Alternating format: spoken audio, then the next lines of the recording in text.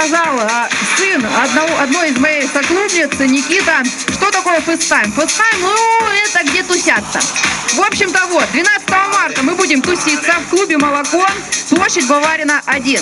Это будет вечеринка «Пит-стоп», заезжай, заправляйся. Только для автоклубов, входящих в сообщество «Фестайм».